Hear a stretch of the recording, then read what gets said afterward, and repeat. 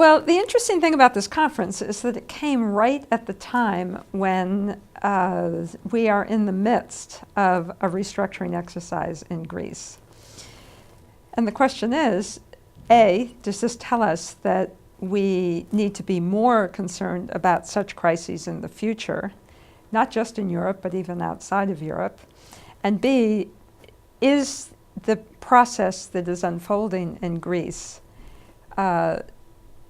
reflective of an adequate institutional arrangement for handling these really extreme kinds of sovereign debt problems? I think it's interesting that the discussion of Greece was rather muted. And I think that the reason why is because it's still a relatively early point in the process of knowing whether the process in Greece has or is working out smoothly. I think there were really two views there. The first is that, in fact, the Greece problem has been percolating for well over 2 years now.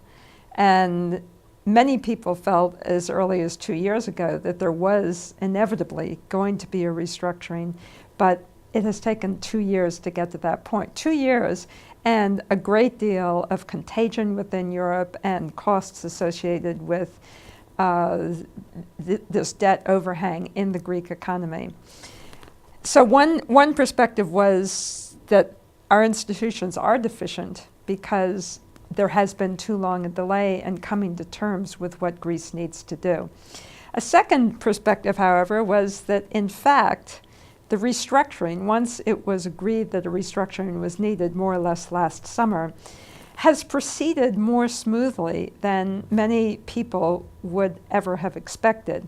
Essentially, the Institute for International Finance, which is the institution based in Washington that is a kind of trade association of banks, for want of a better word. This institution spearheaded the negotiations from the creditor side with the Greek authorities and has, over the course of really about 3-4 months, come up with a restructuring plan. This plan still needs to be put to all of the bondholders, and there are still problems that could occur in that process. But up to this point, while there has been some real brinkmanship in the whole way this has proceeded, it has, by standards of restructuring, been relatively smooth. So I think the Greek experience both says that there has been a problem, that there has been too long a delay in reaching the point of restructuring, but also a more optimistic note that the restructuring exercise itself actually has proceeded relatively smoothly. Right. I think there were, specifically with respect to the IMF, I think there are a bunch of important questions. I think most people would agree that there are more resources, they need more resources to deal with the problem. That reflects the fact that the financial activity just in general has grown, and therefore if the IMF is going to be relevant as a lender, they need more resources. I think people raise some legitimate questions about, first of all, well, exactly sort of what level of financial activity should the fund support. Those are difficult problems. I personally believe that the financial sector is growing very large. We're not going to reverse it. We kind of have to accept that. I think other people were more inclined to question whether or not we could roll it back. Kind of hard for me to see how that would happen, but I think there was general agreement that the fund needs more resources to deal with those issues.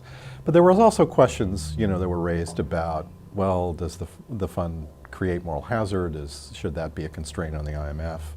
I think generally people would argue, yes, that's a real concern that needs to be considered, but I think the case has to be made that that should limit the fund at this point, and frankly, I don't think that argument was made. There are a bunch of other issues that were raised in the context of sovereign debt that I think are quite important. One is this notion of sovereign debt restructuring mechanism, some sort of legal mechanism to restructure debt. That is, I think, a very important sort of set of issues. That issue has been discussed in the context of the fund and these issues for decades. There was a specific point in the 90s when this was kind of on the agenda and went away, and I think there's a legitimate question as to whether or not it should come back. Frankly, I would argue that the the arguments for why we have bankruptcy in a domestic context translate very naturally into the sovereign context. It's both creditor coordination and having a mechanism for dealing with those problems, but also, frankly, having a mechanism for deal with debt overhang, the situation where debts are just simply so high that it's disrupting incentives and whatnot. And those are natural arguments that we see in a domestic context, and they apply in the sovereign context as well. I think we're going to see more discussion of that this morning, but I think those are very important issues that this conference has raised. That it takes more than just a political party usually to resolve this. Being a national political level, that very often is, the problems are caused by deep-rooted causes. You have to have some sort of consensus that would cross over different political parties in order to address the issues and make it easier to resolve them. Well, in the end, when a country gets into a debt problem, it is almost inevitably a consequence of political decisions that are made about spending, revenue, maintaining an exchange rate at an artificially overvalued rate, or as in the Eurozone case, Greece coming into the Eurozone perhaps prematurely, not being fully prepared, and the Greek leadership pursuing a policy that took advantage of the membership to be able to borrow money at basically German rates and continue to fund their spending on the basis of the borrowed money rather than on the basis of taxation. So these are inherently political decisions.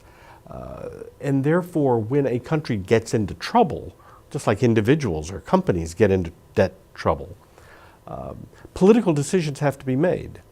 And there's always going to be a tendency, unfortunately, of the political class in any country to try to pass the buck, as it were, to try to ignore the problem as long as it can, the famous expression, kicking the can down the road, as it were, and to postpone facing the inevitable, either until there's another election and it's somebody else's problem, or as we saw, say, in Greece, or we saw in Ireland, or as we saw in Spain, or to wait to the last minute and then get pushed into making perhaps sometimes decisions under real crisis circumstances. So the way in which a debt problem, a sovereign debt problem, is handled by a country is inherently a political decision. And I think that there was much of the discussion in the conference about the way in which the IMF and the international community can intervene in these issues is limited by the fact that the first steps really have to be taken by the political leadership of the debtor country.